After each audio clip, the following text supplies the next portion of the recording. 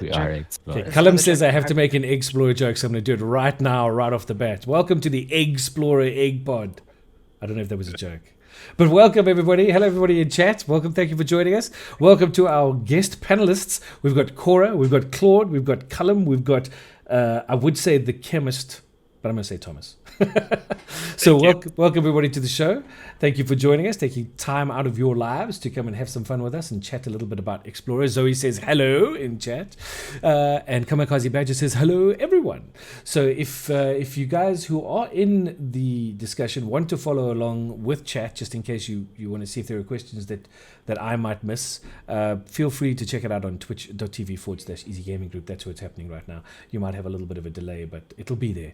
In the meantime, I want to just say thanks to a new follower. Bobby Blue 101 has joined us in the interim since our last feed. And then, of course, we have to do the thing that we do for all our patrons at the beginning of each show, and that's give them a shout out and say thank you so much for your support. So our patrons are as follows. We have Zoe. Then in Uncommon Eggies, we have the Jolly Orange Bunny. Robert Wild, who I think has actually moved up to being a rare Eggie. Ricardo Leone, Ratcatcher, Manfred McKechnie, Kylothian, Clinton Riddell, Ivan Crockett. In our rare Eggies, Niels Klaassen, Ken Duff, Fist of Sons, Clayton Bucker, Christopher Crane, Christoph Swart, Stefan Engelbert, Kamikaze Badger, and Craig the Hungry Monkey.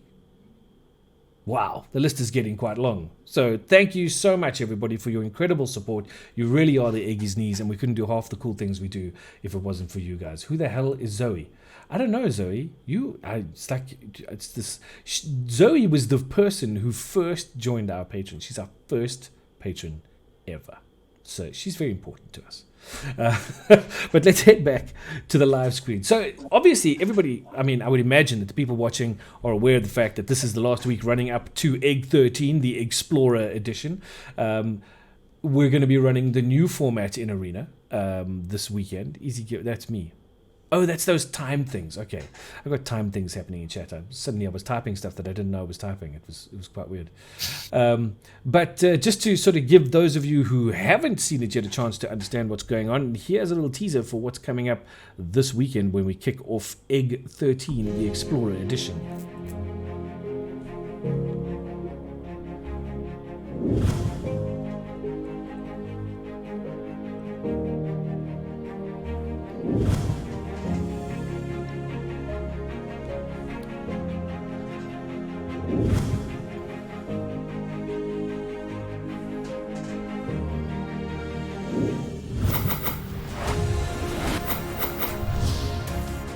There you have it. Tickets are available now at easygaminggroup.com. $250 gets you a ticket. Tournament starts on the 29th. Deck submissions by the 28th. Also, a huge shout out to our patron Ratcatcher for the animation on the egg logo at the end of that little video. That was all him, and it was very, very cool. I thoroughly enjoyed that. I suppose also, Callum, after your comment, I could have made a little bit of a funny at the end of the teaser thing and said after the multiverse is varied, we could have said let's explore it instead of explore it, I suppose. But I didn't get there.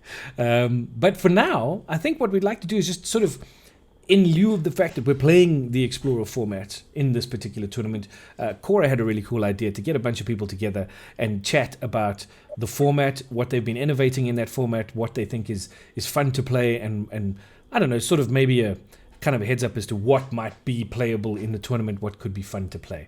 So that's kind of what tonight is all about. We've got, like I said, 4 guests here. So we're going to try and make sure that we keep it as civil as possible. No argy-bargies and no punching people in the face via the internet. Because that happens a lot. And no, I was going to say no slapping people, but is it too soon? Anyway, we're going to be... So... I think we'll just start off with Cora and just go, Cora, you've been messing around in Explorer quite a bit lately. What have you been finding is cool? What have you been having fun with? Okay, it's a pretty open question. I've been through about 8 different decks so far over the last 2-3 weeks, and I've enjoyed them all, well, almost all of them, a lot.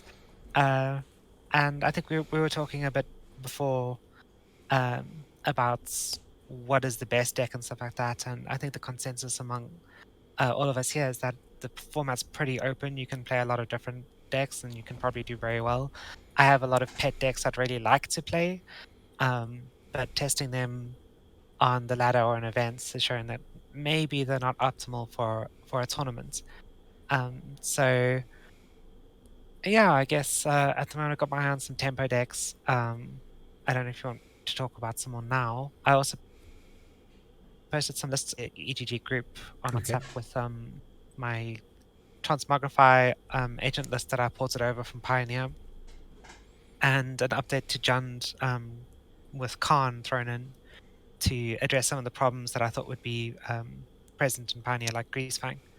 And both of those have been really good, strong, stable decks. But yeah, I'm kind of looking at some new stuff now as the format is progressing. Okay, cool.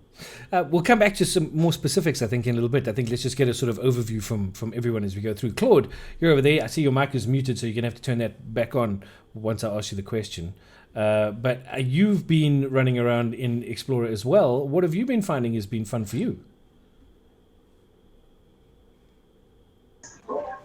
Okay, so yeah, it's a pretty open format. I think initially it took some adjusting to some of the cards that are not in Explorer that are in Historic.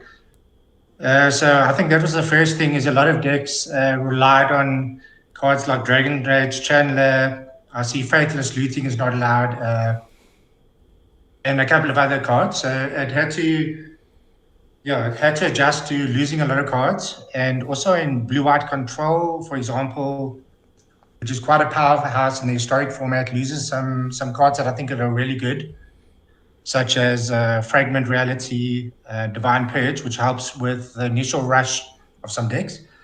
So then I've been looking at the decks and tried some Fires decks, because I think Fires is a card that's 4 mana in Explorer and allowed, and but is 5 mana adjusted in Historic.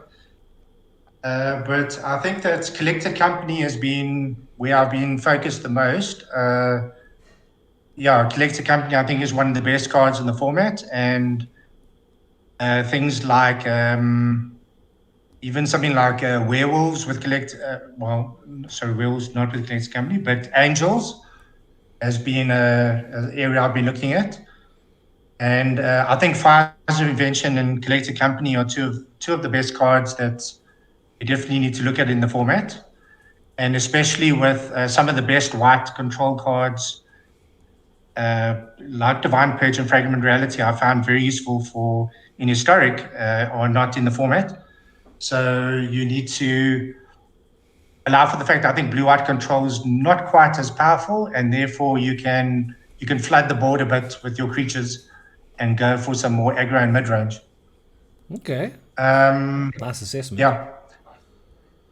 And I guess on black, Inquisition of Kozilek is its loss, and on white, Soul Warden. Soul Warden is obviously quite a powerhouse in a lot of the green-white life gain decks. So you do need to replace that, and it does power down some decks. But I think red has lost quite a few cards, and white too. So you need to adjust for that, and Fires of Invention makes it more powerful because it's in the format. But then some of the other, but it's good that some of the alchemy cards are gone, I guess. So it's more like a true to paper format, because some of the people do not enjoy the digital only cards. So it's a nice refreshing look at the format. I'm not a fan of the digital only cards, but that's just me. Yeah. Cora still wonders. Yeah. Cora still wonders why I have so much hate for alchemy. but that's okay. Thanks, Claude. That's a cool overview. Thank you. I think we're going to push. I'm just going to keep going around in my sort of viewers I've got here, and I'm going to go down. I think I'm assuming that, Thomas, you're my green screen with the 1943.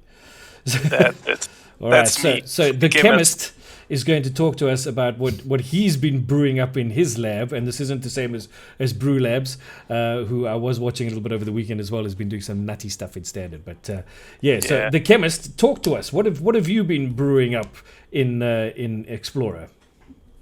Yeah, I think it's really open. I'm a control player by heart, so I took a blue-white control straight through to Mythic. So it's possible, although it's not as easy as I would say maybe compared to historic, like Claude said. But yeah, then I played around with some 4-color with the adventure package, which was really fun. I mean, it's really open. Then I went a little bit more to the aggro side. I played a bit of mono red. Don't kill me, please. But some mono red. I tried Gruul, and I tried Cleave, but on the Rakdos shell.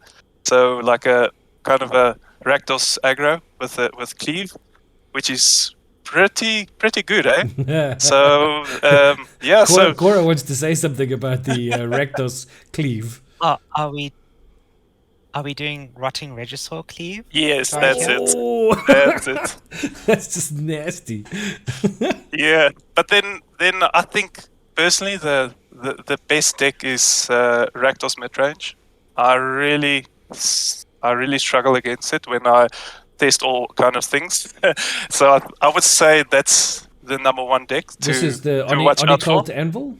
The No. mid-range one. The No? mid-range more, yeah, with I mean it doesn't have op in. It's on the sideboard more, so more creatures with Chandra and Okay. yeah, and Soren in main, and then I mean it's super good. I actually wanted to play it, but I kind of expected that everyone will play it, so Runs Croxer? I will not do it. 2 Croxus in Well, main, sometimes, 2, 3 maybe, but then I mean you can take it. It just brings some surprise element. You can take it out. Okay, you sold me because- already. You said it's got Croxer in it. I'm like, where's this list? Yeah, so I think that's the best deck.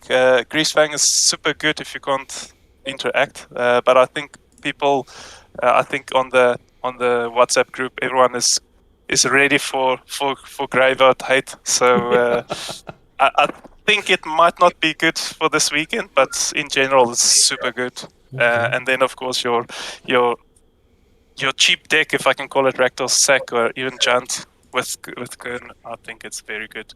So, but yeah, I've played against a few tempo decks that's super good. Izzet and actually Demir as well. So, but yeah, it's I would say Izzet is quite good, and of course Mono Blue Spirits is super good if you play it right. Cool. Look, I'm a huge fan of Rakdos. I mean, if anybody knows me at all, they know my favorite colors are black and red. So if we're throwing things out there that are black and red, then I'm all in. Let's do this thing. Especially with Croxer. I'm a huge Croxer fan. I've always liked Croxer. Yes, Cora.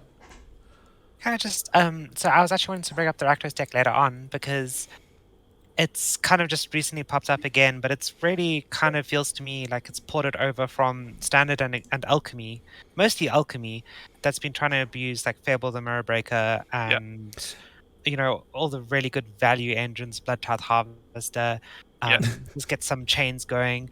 And I was really annoyed when it popped up, and I was initially destroying it, but then as it got more and more tuned, my It's tried and super tested good, decks just started falling apart, and that's why I ultimately have gone off Jund and Okay.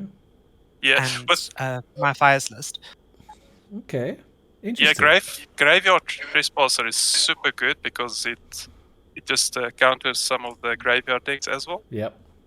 So you don't have to add all those graveyard hate because it kind of takes care of it. So yeah. Well, super good. in chat, Conscript says, ooh, spicy graveyard trespasser. So that's it. That's definitely. He also says cat oven players are dumb. Wait.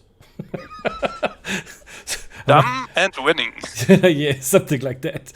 Leopardstone says, hola everybody. Zoe says mono red magic is the best magic, so you don't have to apologize, the chemist, for mono red anything.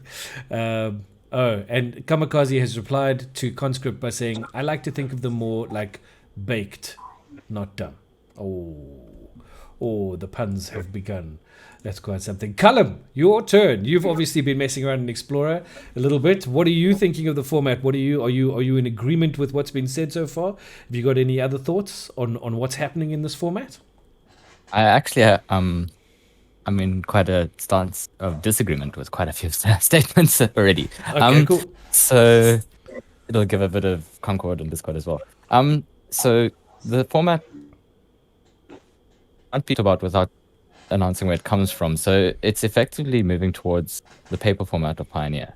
The paper format has got a huge recent injection of attention with regard to the PTQs being announced as being both of them being strictly Pioneer, and so the format started to get quite solved, or not solved, but a lot of attention, and therefore got pushed along in their progress. So one of the coming to it from the other direction that Claude did, where he came from the Explorer side, I think coming from the Pioneer side is quite an important aspect. If you look at what Pioneer decks are pushing, because we've got a lot of results there, we don't have results from Explorer yet, which is why it's a nice open format. But if you start looking at the Pioneer results, you can actually get an idea of which decks port over, in what percentage do they port over, and how strong they are moving into Explorer. Sure. To that extent, Winota dominating Pioneer, and this is important for anyone watching or listening. The Winota ban is not a ban. It is, I'm sure all of you guys know, it's a suspension until the format catches up with Pioneer and that it levels out. Sure. A lot of people that I know thought it was a ban and then thought that would lead to a Pioneer ban. It's the opposite. It's just them toning down until the rest of the format catches up in Explorer. I mean, essentially, inside of Explorer, there are a lot of cards that still need to be put into the format to make it the mirror of Pioneer that they're hoping to make. Yes? Yes. Yeah. Exactly. Just we're holding this. It's very strong right now until that catches up. Sure. So speaking on what decks port to Pioneer to port Explorer from Pioneer, your blue-white control deck basically ports the entire deck. The only thing is essentially Verdict, an uncontrollable sweeper, and you have 4-mana sweepers in the deck. So that's going to be very strong to start off with. I know quite a few people, or 2 people already here said that blue-white was struggling. I disagree. I think it's going to be one, if not the strongest deck in a format. Coming in Cora, second, thumbs up. I do think... Sorry? Cora just giving you the thumbs up. She agrees. I keep losing to blue white, so I'm completely with you. Yeah, I think that it might be the next deck. I think Teferi 5 might get held until, or just something that get held until the other cards catch up. Coming in second, Greasefang is incredibly strong. You can hit it as much as you want. The deck is incredibly strong and incredible too. And there's multiple ways to build it. You can build it now. The Abzan lists are going around a lot, but you can also build it a lot with Esper, and you can leverage Ledger Shredder to actually create alternative win conditions when you've been hated on your entire graveyard. So it has a lot of different win conditions, which makes it very difficult to hate. And it can also side into other win conditions. I saw an Esper Greasefang list that did very well in Explorer, where they sided out of Greasefang and into Esper control. Like they just brought in fairies and stuff, and it was incredible. And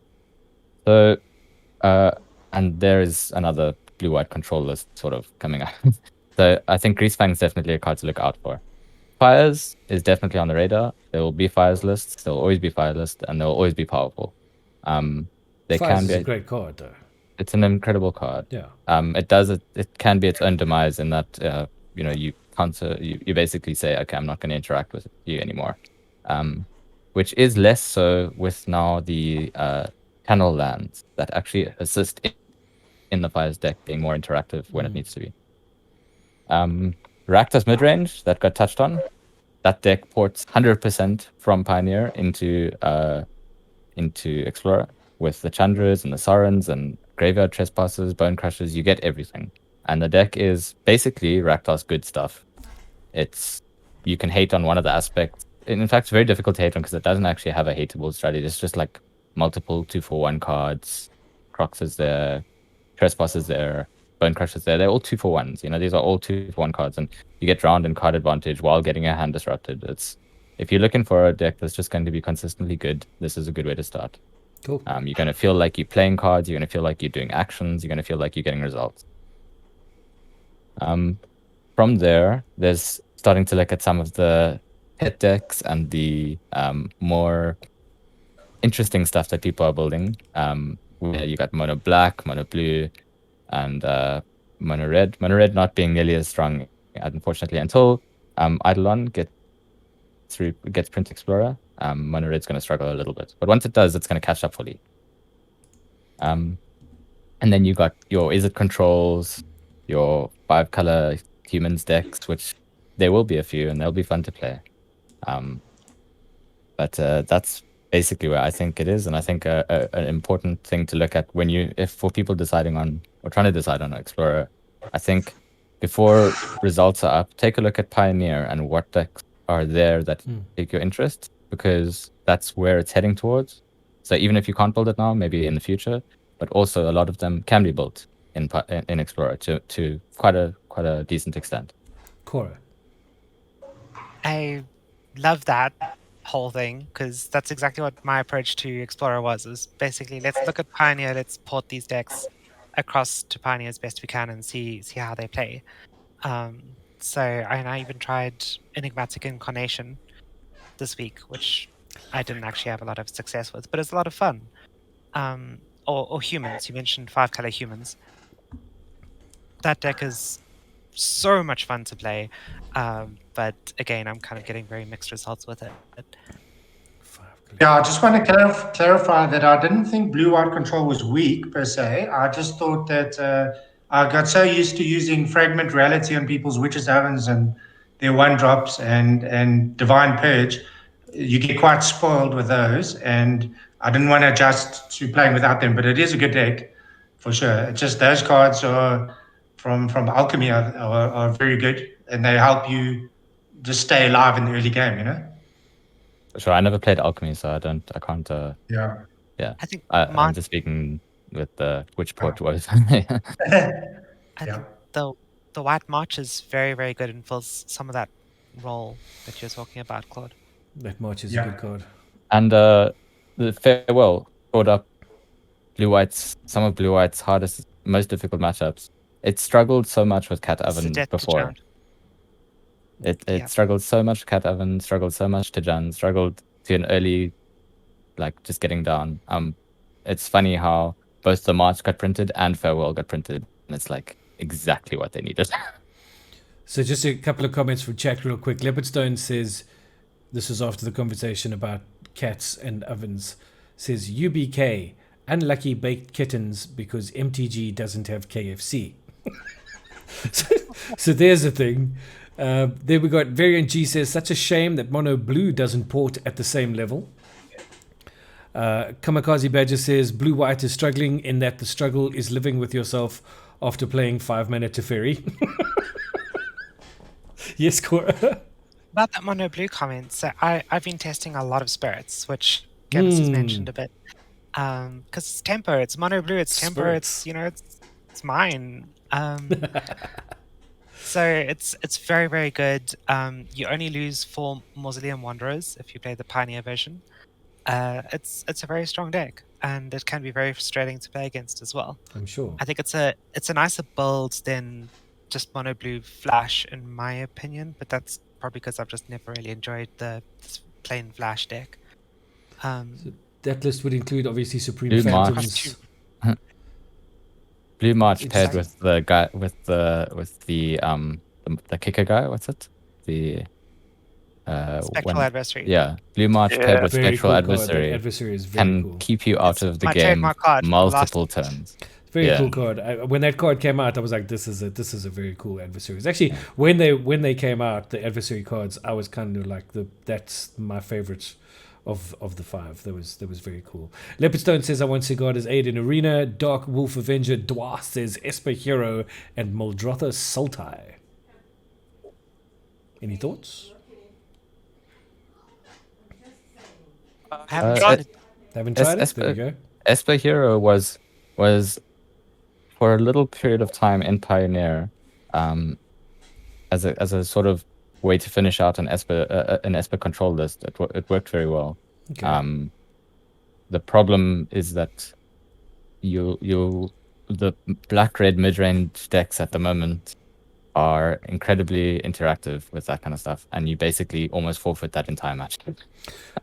So hold on. So here's a thought. Let's take this into sort of a Egg 13 context, right? So obviously Egg 13 as a tournament, we want it to be as competitive as possible, but we also want to throw that element of fun in there and have people having fun with what you're playing. So maybe your thing is to have fun with the strongest deck, or your thing is to have fun with the deck that has the coolest combo, that if it comes off, that's very cool, or whatever the case may be. If we go around the panel real quick and just say, like, if you were going to pick, I'm going to put you on the spot, all y'all. I'm going to put you on the spot and I'm going to say, okay, if you're going to pick your most competitive deck and your most fun deck that you have sort of either experienced or had a look at and think this could be it in Explorer thus far, which would those be? Yeah, so we're looking for a competitive deck and a fun deck. Or if for you the competitive deck is the fun deck, that's cool too. So I'm gonna go backwards. Callum. Competitive. I would probably put on black red. Okay. And that's black red undecided whether it would be anvil or mid range. Okay. I think both of them. I think mid range is slightly stronger, but I think anvil is a lot more difficult to interact with. And for fun, this is going to come no surprise to you and to people who have followed Egg at all, but Incarnation. Fair enough. Yeah, no, that was a good. That's a cool deck. You know my love with that deck. Oh, And, dude. I must be honest, and the deck he's talking about, when I'm a very, I suppose at that point I was a very straightforward Magic player. I picked particular colors that did a particular thing, and I went and did that, and that's how I played Magic. I mean, I did the mono red thing, I did the mono green thing, I did the Rakdos sacrifice thing because that's what you did, etc., etc. And then Callum introduced me to this enigmatic Incarnation thing that. His only advice to me after sharing the deck list with me was make sure you have a deck tracker so that you can so you know what it is you've got still to hit. And I was like, what is he talking about? It was the first time I'd played a proper brain thinky deck, and it was so much fun. Like, so much fun. I got to Mythic with it in Arena. It was just, I honestly had the best time with it. So I can vouch for the fact that if you want a fun deck, that's a fun deck to play. It really is. It's a cool deck. So for you, competitive is black red and fun is Incarnation. Yeah. Yeah. Okay. Cool. Mr. Chemist. I would go for Rakdos midrange, most competitive. Okay. And yeah, I must say, Jeskai creativity is pretty fun with Agent. Okay. Oh. I don't know if it's the most competitive, but it's super fun to play. Sure. So maybe that. I must say, if I can just add a bit of extra there, deck is also pretty cool. Which one? With Lutri as a companion. Sorry, like you control. broke there for a second. I missed which deck it was. The Lutri control. Okay. Yeah. I'm guessing Grixis. Yes. Exactly. It's pretty fun, and it's. I mean, there's a element of luck because there's one of each in the deck. But yeah, it's super cool. But yeah, if I have to choose one, maybe creativity, the Agent. As your fun deck. Yeah. Okay. All right. Cool. I just want to say something quickly to that Agent thing. Don't sell yourself short. That deck is incredibly powerful, and I'd put it as tier 1. Okay. Yeah. There's a streamer is called Zanside, quite a controversial fella. He's been sitting at top 100 Mythic, and he's got about an 80% win rate with that deck. Yeah. It is also a bit of a difficult deck to pick up, though. If you're new to the whole concept of creativity. Okay. Yeah. And you can, if I had to exile my agents as one stage because I was drawing too much cards, so I had to get out of here. I had to kill my own agents at one point. It was super fun. But You've done your job. Get out of here. Yeah, exactly. I got into, I think, the top 8 of one of my first EGGs from my opponent killing my agent that would have decked me. Oh. So there you go. I see Clover ZA says mono green is not a thing, it's a lifestyle.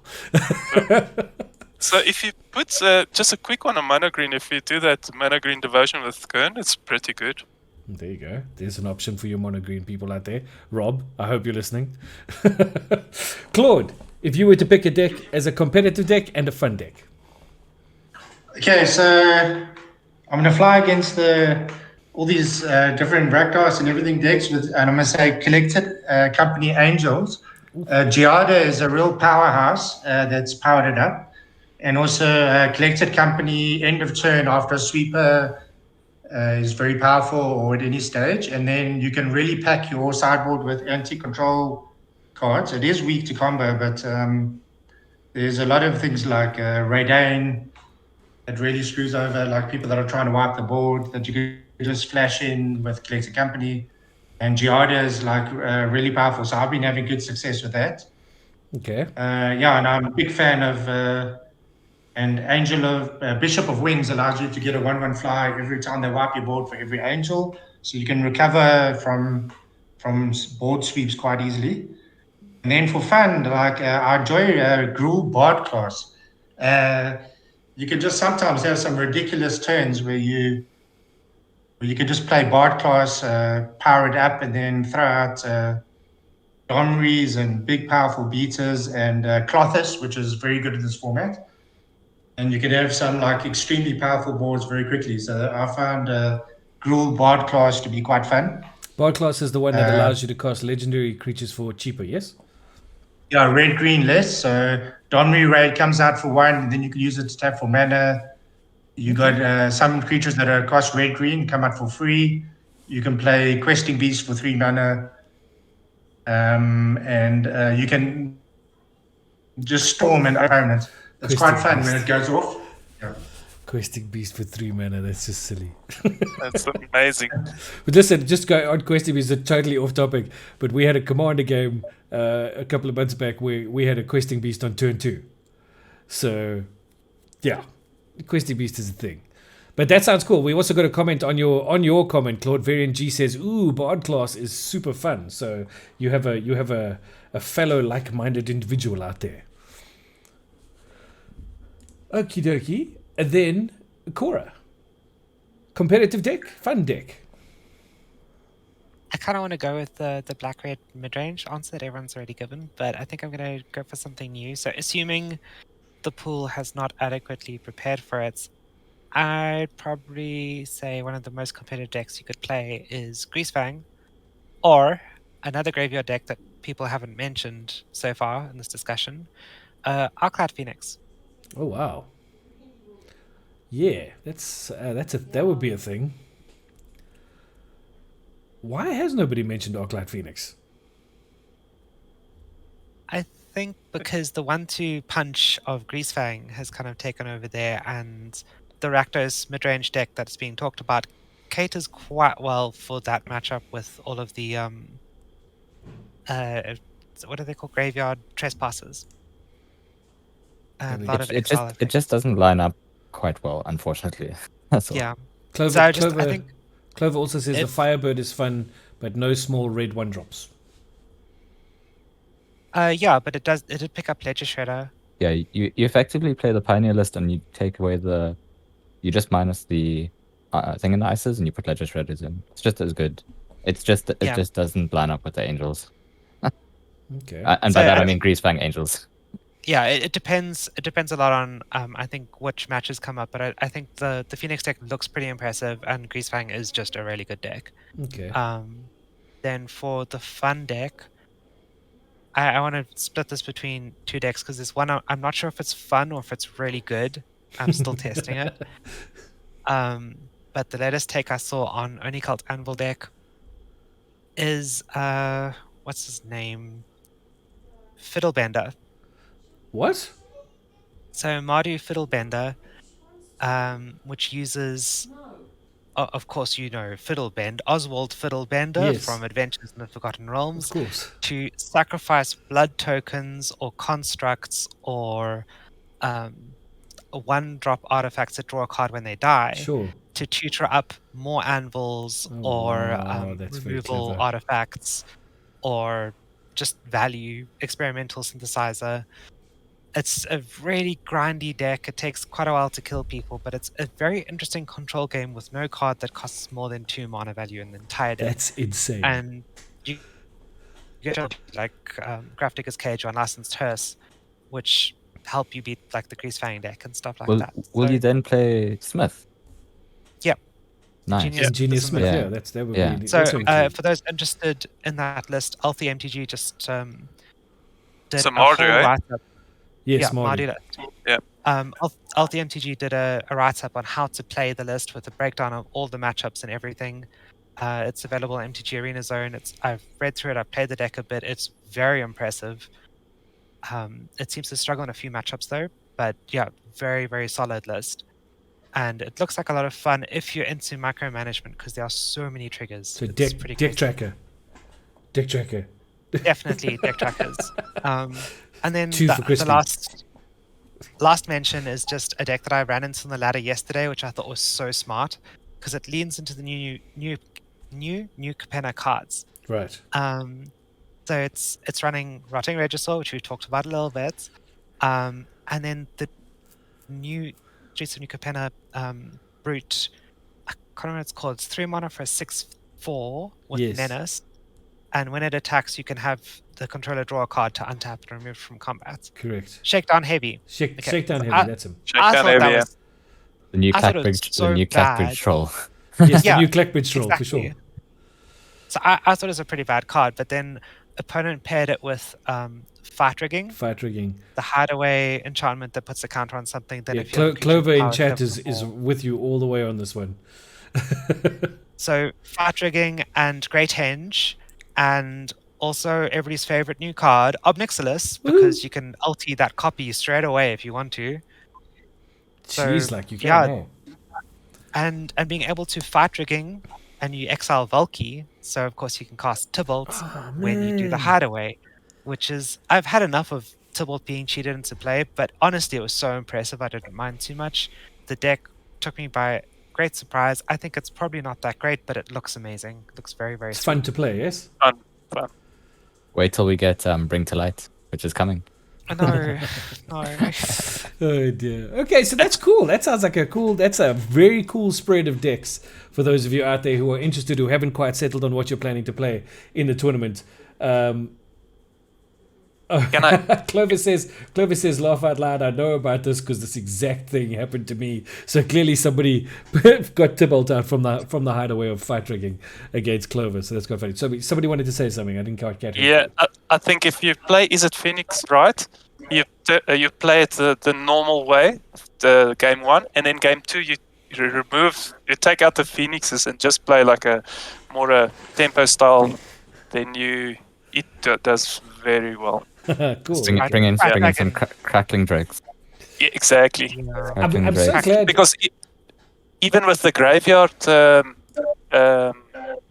hate, Yeah. it says in graveyard and in exile. Yes. Exactly. And she did that to me in Pioneer. She goes Crackling Drake game 2, and here's Kazul's Fury. Have fun. Nice. So, I'm finding this unlicensed hearse to be quite a powerful card. I've seen it popping up in Historic and Explorer. Like you can exile 2 cards a turn that you can target, and then later on bring it out as a beta. I don't know. It's like almost like White has Rest in Peace. Now they have unlicensed hearse for any deck. It's colorless. Yeah. sure. It's fantastic. It's seeing play all the way down to Legacy. Just Yeah. on cards that are fantastic, a card that I've noticed, and this is just me, and correct me if I'm wrong, but a card that I've noticed has taken multiple formats by storm is the Fable of the Mirror Breaker. I mean, this card is everywhere. Is this card as good as it is? Was that Cards it are seems to 4/4. be? Cards are 4 for 1. Yes. It's fantastic. Okay. Yes. You haven't lived until you've cloned agents. Yes. It's a thing that makes a token that makes another token. Yes. Yes. No, Game I mean, like I say, I'm not. It's just a question out there because I have seen it. I mean, it's everywhere. It's if I look at these decks, I'm looking at the MTG Goldfish Explorer meta, sort of the meta game, all the decks that they've got, and it's in so many of these decks. Yeah, so if those who haven't done it before or seen it, if you at end of turn, if you have 2 of them on the battlefield, and then use clone, you can make a lot of clones. Yes, I'm sure you can. Yes, you can, and then of course it's a mess. It's a mess. After- It's a mess. Yeah. Well, they last till the next turn. So if you do it at the end of Exactly. their turn, you've got then, and you can tap out through your turn as well. You can make a good Yeah, at the beginning of the Yeah. next end step. Yeah, it needs to be at the end step of like the opponent, because then at the next end step they only go. So yeah. There you go. Just like normal Kiki Jiki. Pro tip, everybody. Pro tip. There you go. Get a couple of fables out and wait for your opponent's end step, and then make a bunch of copies, and then in yours make some more and smash face a lot. Yes. A lot. So I'm thinking that Explorer is a fun format. I mean, it's a format that I suppose, as we mentioned earlier, hasn't really had any major tournaments as yet. So there aren't any sort of clinical stats, etc., around to be able to settle a meta. So because it's wide open, it does feel fresh. It does feel fun. So I'm looking forward to a really exciting tournament next week. I think it's going to be a hell of a lot of fun. I think there are going to be some fun decks out. There's going to be some fun games for people to play. And I hope the rest of you are as well. Those of you who are taking part. I mean, I think it's one of those things that comes along every now and then, and I'm so glad we're able to take advantage of it and say, let's have a tournament with this fun format.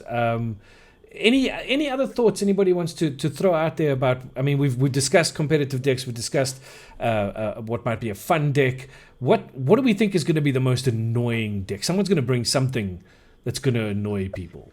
What do we think is going to happen? Fiddlebender. What do you mean by annoying, though? As in, I don't know, like. I mean, annoying is very different for different people. Okay, right? so let's say this. So I know that a lot of people, a Yeah. lot of people have issue with the cat oven, but mainly from the point of view of the interaction in Arena. The fact that you've got to click, select, click. Oh, do you think we'll see a lot of cat oven decks? Yes. Yes. Okay. I think that's the easiest deck to play well at the moment. Okay. It's if your opponent doesn't know when to interact, you're going to probably take the game. And it's if there's mirrors of it, just like any sacrifice deck, if there's mirrors of it, you're gonna need to practice it, because it's Complex. the mirror is difficult to play. Yeah, no, that it's the Jund version is interesting. I came up against. I was playing the Jund version the other day, and I came up against the mirror, and it was all about whose trigger was on the stack first with the Mayhem Devils. Well, you've got to know, like, active player, passive player, Yeah, so for you sure. go off in their turn, so that yours, because you can, in a Jund mirror, you can effectively 100-0 someone without taking a single point of damage. Yeah. When you've got the exact same board state. Clover says mono blue engine combo. I don't know what that is. Anybody know what that is? Yeah. The devotion product one. engine. Clarify, Clover, clarify. Which mono blue engine combo? So is that the one with the devotion, with the artifacts that you retap and Lots of Play artifacts. It the- says painful, play- lots of artifacts. Yeah, Yes, I think that's that one. the Emery into Paradox yes, Okay. Engine, That's it. Sambas, blah blah blah blah. Blah, blah, blah, blah, blah. but also That's what it does. That's what it does. but I've sat through Jund Citadel as well for like a few minutes I because played Jund Citadel. yeah, and if because you gain life with the halflings and then exactly, so you can go pretty far and then just kill your opponent if your board state is fine. It's a lovely deck, but the meta's a little too fast for it, I feel, personally. Okay, so I'm looking through this list. I'm just going to go through this list on MTG Goldfish for just as a like, sort of a closeout in terms of what we're discussing. So we've had our discussion. We've the panel's given you their thoughts of what they think are the more competitive decks, what they think are the fun decks to play, and now we're sort of touching on some fringy things. So I'm not going to go through the ones that we have spoken about. I'm just going to mention some of the ones here that we haven't seen. Yeah, so I see there's a what have we got here? Vampires, Orzhov Vampires. Any thoughts on an Orzhov Vampires tribally looking thing? Sorin Imperious Bloodlord, Thoughtseize, Dusk Legion Zealot. Who else is in this list? That'll be It's a Sorin cheating in the big thing, right? Yeah, Yes. Champion Yeah. of Dust. Slender. So Yeah. Gifted Etherborn, Murderous Riders, Edgar's Champion of Dusk, Vorno Butcher of Magan, Sorin Imperious Bloodlord, Sorin the Mirthless. It's a fairly interesting looking deck. If you like vampires, I like So- vampires. So Sorin can, for those who don't know, Sorin can bring any vampire to the battlefield, and then you can cheat in the new Xander, which is, I think, mulls half your deck or something Wow. when it enters, I- or you discard no. half or something. It sacrifices half. Oh no, ETB is discard half the cards in your hand. Ah, for a yes. round, And then and if then it attack attacks, is mill half your land yes, value, yes, and dies is sacrifice half your non-land permanents. exactly, that's Okay. it. Chemist, you can't be dropping comics like that in chat, bro. People might actually take you seriously. If anyone brings Demir Rogues to Egg 13, automatic DQ. I disagree. I think that deck's very good. Yeah, As a tier 2 deck, I think it's very good. as I tier thought two about deck. it. I thought about it, to be honest. Although Foxglove does have her version of Demir Ninjas, which I think is pretty cool. Yes, Clover says it's the principle that matters. Oh dear. What else is in here that I can see? I see Esper Control. Mono Blue Spirits is here. We mentioned that earlier. Is it Very Mono good. Green Stompy? There's Did you mention Esper Control? there is an Esper Control list here. It's got the Wandering Emperor, Because Sensitive the Pulses. new Esper spell that exiles any permanent at instant speed, Void Rend, is pretty good. It's really helped shore up problems with various non-land permanents that Control has issues with. What's it called? Void Rend. It's blue, white, black. Exile, non-land permanent, can't be countered. Interesting. It's not in this deck. Oh, okay. It is quite a good card. I played against it with spirits, and it's really frustrating to have like 5 counter spells in hand and you still lose your best thing. So I would imagine if you were looking, so if you went onto MTG Goldfish and you looked at these lists, you could then decide what to chuck out to put in Void Rend, I would imagine, if you wanted to play it. I see this has got March of Otherworldly Light, Censor, Dovin's Veto, Fateful Absence, Absorb, Memory Deluge, Shadow the Sky, and a Farewell. And then like Teferi's whole family. No. I think the biggest black that you'd be wanting is Fatal Push on Thoughtseize. Okay, but this is just straight up blue white. Yeah, I'm saying if you wanted to go well- Esper, I think Yeah. the things you go Esper in Control is Fatal Push and Interesting. and This is called Esper Control, but it is blue white. That's weird. Okay. Sideboard might have some. It's just the some archetype. backstory. It's how Goldfish sometimes labels an entire. Okay. Cool. Yeah. Well, there you go. I do think Mono Red, which we were talking about earlier, is a little better than was alluded to. I just think it's not what we're used to in terms of Pioneer or Modern even. It's very much more what used to be in Standard. This kind of quasi aggro deck that is becoming much more mid-range with Ember Cleaves and Torbrands. Well, so the list here on MTG Goldfish, and they're saying 1, 2, 3. This is the fourth highest percentage of the meta is a red deck wins at 2.8% of the meta. The list is Gitu Lava Runners, Soul Scar Mage, Vaishinu Pyromancers, Bone Crusher Giants, Chandra Dress to Kill, Play with Fire. Red angry things. Yes, Spikefield Hazard, Light Up the Stage, Skewer the Critics, Wizard's Lightning, and Kumano Faces Kakazan. So that's just That's straight up. lower down than the one I was talking about. Yeah, but it's very good too. Okay, because this one says 2.8 or whatever. There's another one further down. Let's have a look. See, I see. Red deck wins best of 1. No, we're not interested. Here's Mono Red Aggro with Robber the Rich, Kumano Faces Kakazan, Bone Crusher Giant.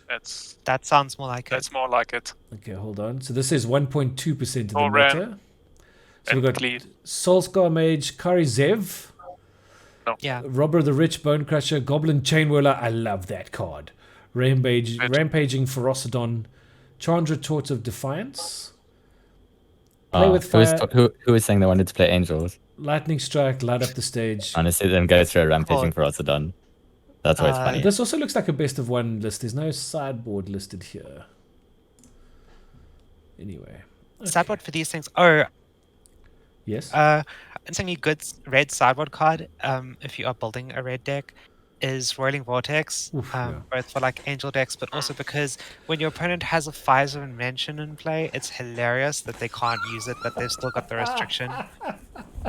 I just clicked on that. That's got something. That'd be horrible. I mean, I'm a Fire side. It's not very fun, but I was very amused that the opponent had these main board Whirling Vortexes. Is there Clover says, is there a Naya tokens deck in Explorer? You're welcome to make one. Yeah, sure. Go for Yeah, it. that sounds There's fun. the new 3-drop with the hybrid mana. I think it's Jenny Faye, right? Jenny Faye, Yep. yeah. Yeah.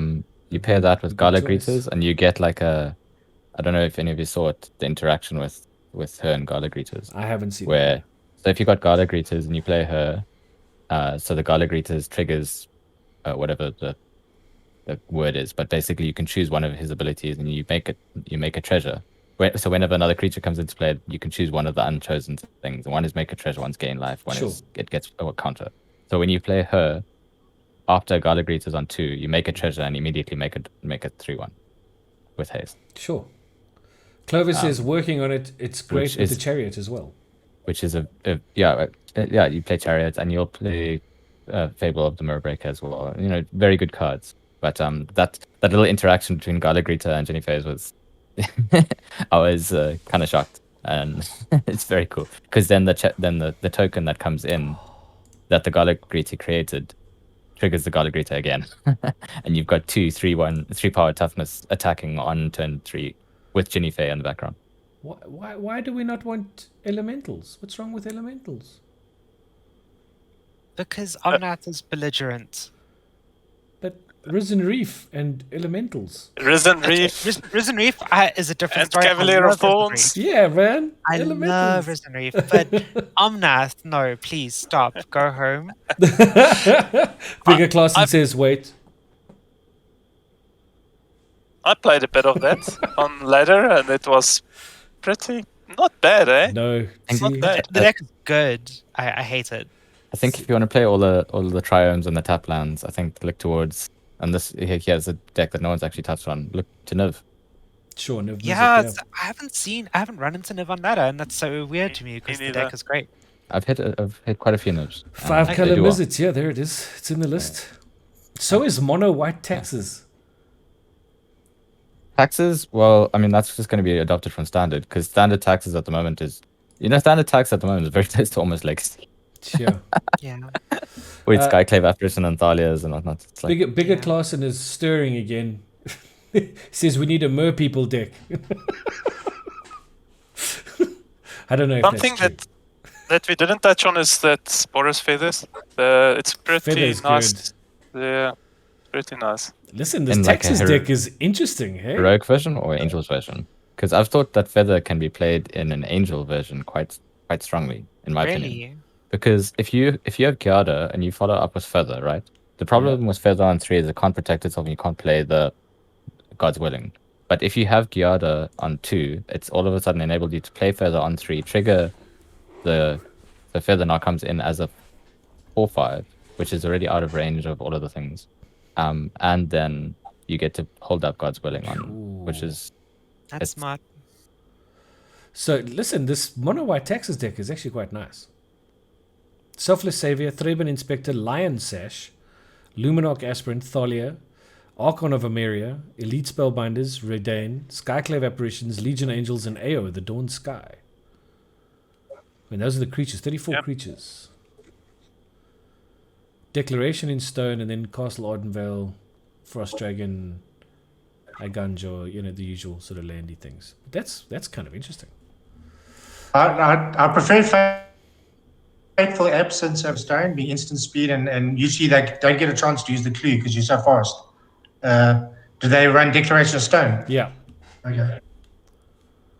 Yeah, they do. Deck in Stone hits all the tokens, right? Yeah. Exile target creature and all other creatures its controller controls with the same name as that creature. Yeah, That player investigates for it each takes all non-token tokens. creature exiled this way. It literally exiles all tokens. They get nothing. Yeah. That's kind of what it's. Chemist is chirping in chat. Simic Flash might make a comeback. Bigger Clausen says rogues can be more people too. Really? Listen, what I'll tell you about this is don't be scared to bring a pet deck that's not on a tier list. Yeah, for sure. Because people are going to be prepared for the tier stuff. For instance, if you bring Simic Flash, I guarantee you're going to have surprise matchups, and you're going to be able to take matches that you might not have otherwise. Absolutely. I agree 100%. I think don't if you're out there and you're thinking about a deck to play for the tournament, don't fall into the trap of playing a tier deck because we said the tier decks are the tier decks.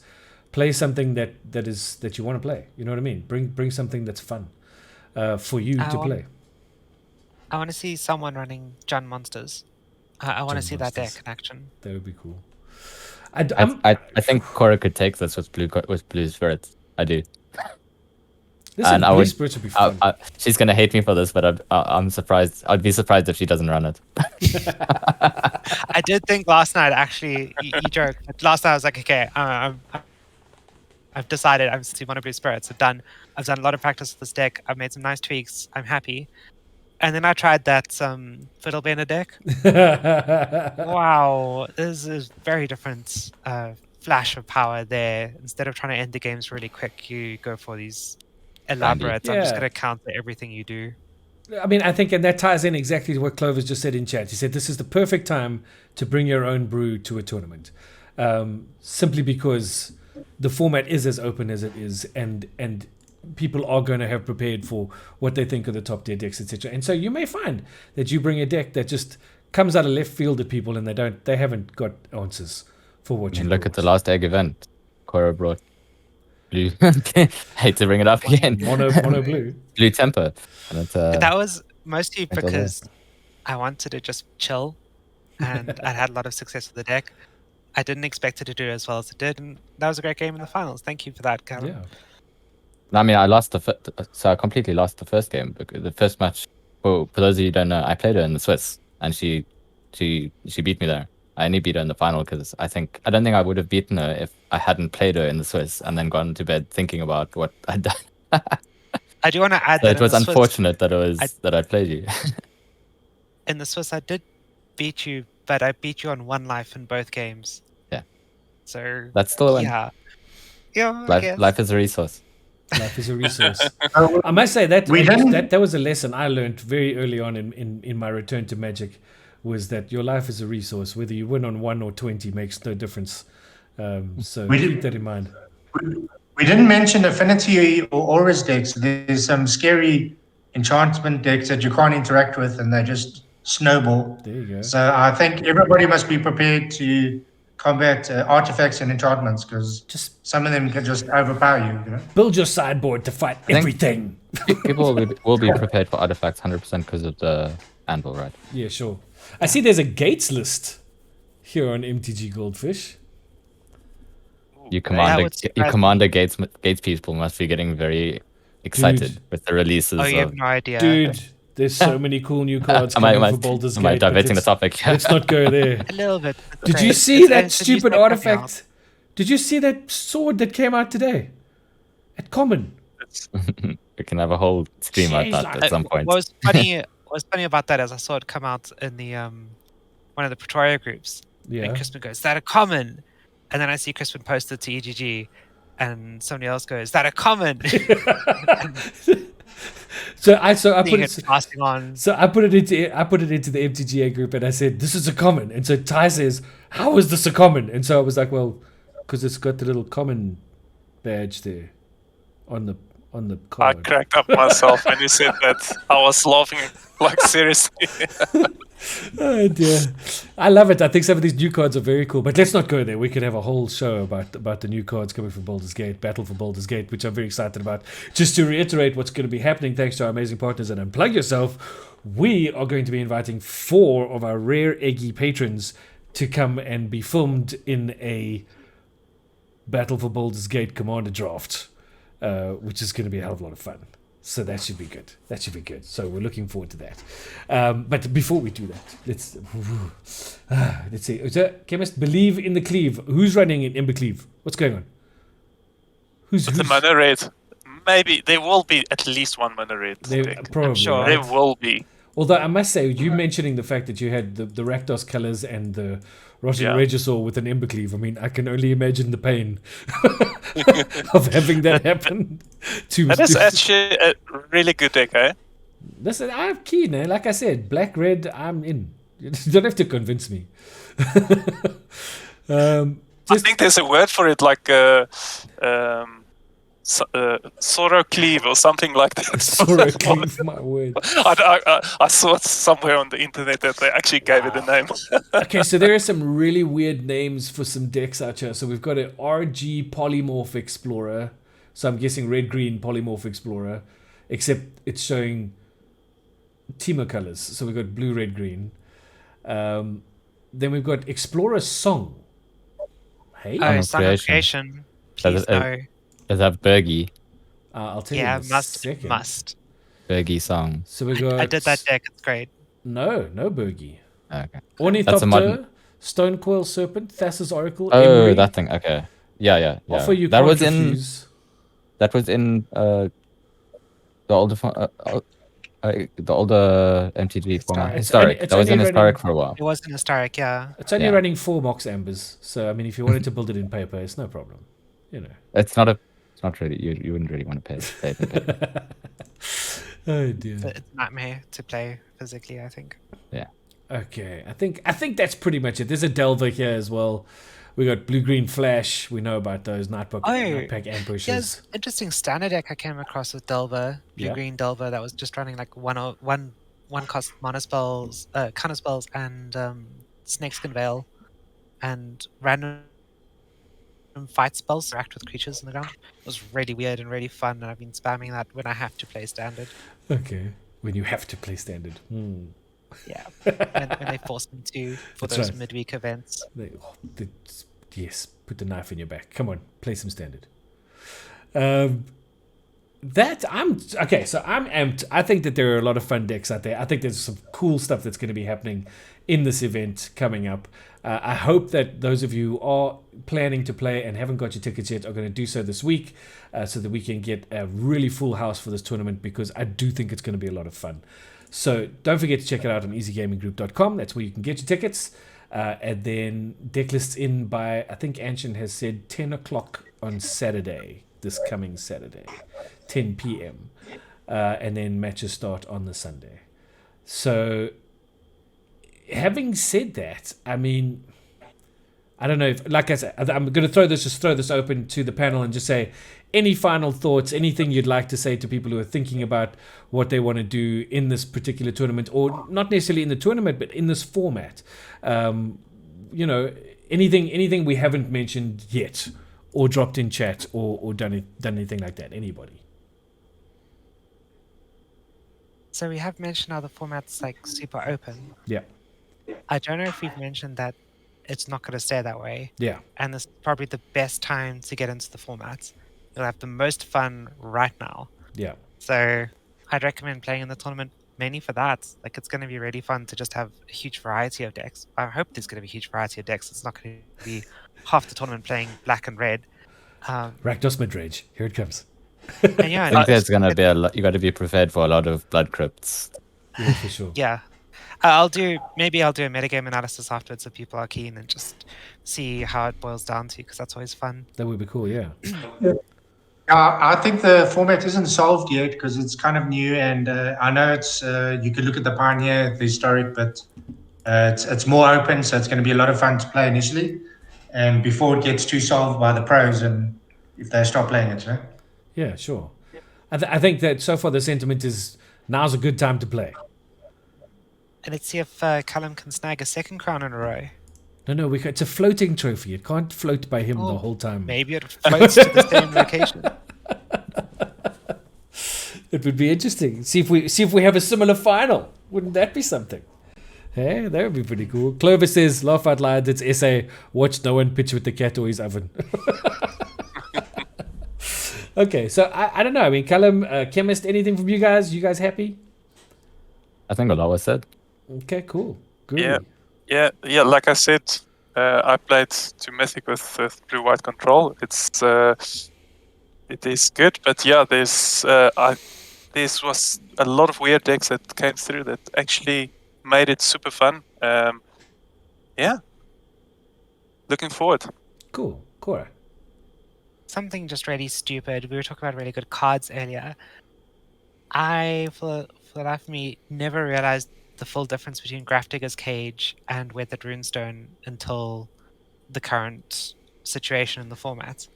Greasefang. Greasefang. So Grafdigger says creatures can't be played from libraries or graveyards. Right. Whereas Weathered Runestone is just non-land cards can't be Right. played from. So whereas Grafdigger's Cage doesn't stop a Parhelion from coming back from the battlefield, a Weathered Runestone does. It turns out Weathered Runestone also stops Fiddlebender. Note to self. Interesting tech for those who are still digging around for sideboard cards. There we go. Well, I hope, chat, that this has been insightful, that you've had a good time, and that our panel lists have given you... Clover says, how to stop Cora 101. So I hope we've given you some insights as to what you can play, what you should be looking at in terms of the stronger decks, the tier 1 decks. I mean, Callum, I think you gave a really great breakdown of what you thought was really strong out there, coming from a Pioneer background, which is pretty cool. And then just in terms of the fun stuff, of what's out there, of the testing, of seeing what's going on. Oh no, I'll have to play Spirits. Oh dear. No one can stop Cora, says Zoe. Gee, I think she might be biased, but that's okay.